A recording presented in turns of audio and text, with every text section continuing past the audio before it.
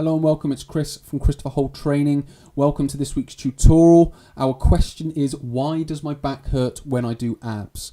We're going to talk a little bit of anatomy and we're going to talk some practical. So we're going to go through some things that you can do at home and at the gym to either reverse or overcome the problem that you're facing with regards to your back whilst you're doing abs. Before we get into that, I just quickly want to mention you've got my social media channels here: Twitter, Facebook, Instagram and YouTube.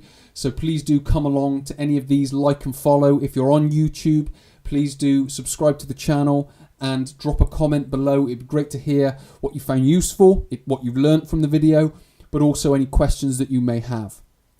Alternatively, come down to the URL here at the bottom, christopherholttraining.com, and if you go to this URL here, you'll be able to download my free 14-day micro workout, which contains the 4 best core exercises. So again, you can use these exercises to start overcoming and readdressing the balance with regards to what your core muscles are doing.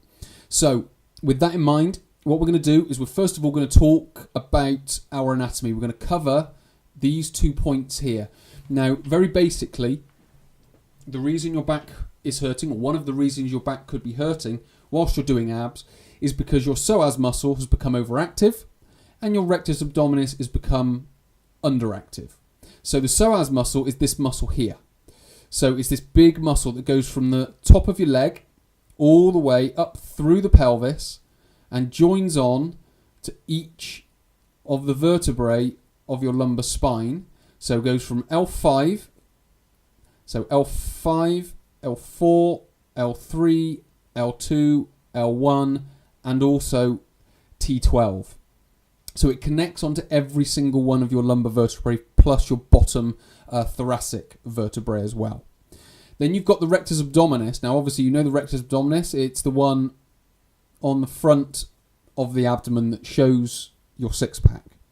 So it's to do with these two muscles. So this muscle here has become overactive and it dominates the movement. Now, most people, when they are doing the sit-up exercise, for example, they think automatically that their rectus abdominis is going to be doing all the work.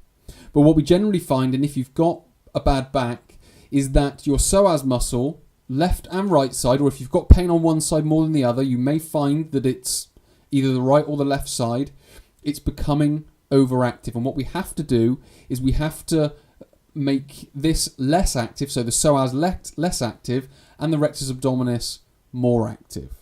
So how we can do that is these 3 different ways. Is number 1, change exercises.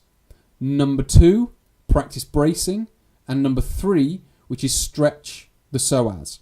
And the reason I'm saying the psoas is as you curl up, so you can see if this guy's led down here, he will have a natural S-curve in his lower back here. But then what you see as he curls up, it goes into a rounded position. Now, going from an arched to a rounded position, not only is the rectus abdominis, but it's also caused by the psoas muscle here. Now, if you're experiencing lower back pain, it's generally the psoas muscle that's dominating that movement. So this is how it becomes overactive. And this is why the rectus abdominis becomes underactive. So you're not actually training your abdominals there, you're actually training your psoas. It's becoming fatigued, it's becoming overactive, and it's starting to, or it's becoming overactive and then it becomes fatigued, and then that is when you experience the pain that you experience, or the ache or the soreness that you experience. So what I'm suggesting is that number 1, you change the exercise. So you go from these, let's just say, abdominal exercises into a core exercise, which is what you'll find at this URL here. So you start going into these 4 exercises for your core. You then start practicing bracing. Now, bracing is where you have your rectus abdominis down the middle, you have your obliques to either side. So you've got your rectus abdominis here, and then you've got your obliques, and you have other muscles. But what happens is these muscles start working together. So if you can imagine when you sneeze, it's these muscles co-contracting. So what we're not trying to do is isolate one muscle with one exercise and isolate another muscle with another exercise. We're using one exercise to co-contract this exercise. So we are changing the exercises to 4 of the best core exercises like planks, side planks, bird dog, shoulder bridges. So we're trying to co-contract the core using this bracing mechanism or exercise. And then we start stretching the psoas, because when we stretch a muscle, it starts to relax. It starts to become less active. So what we've got to do is these 3 points. Change the exercise to the 4 best core exercises, or plank, side plank, bird dog, shoulder bridge. We've got to, whilst we're doing those exercises, practice the bracing exercise within those 4 exercises.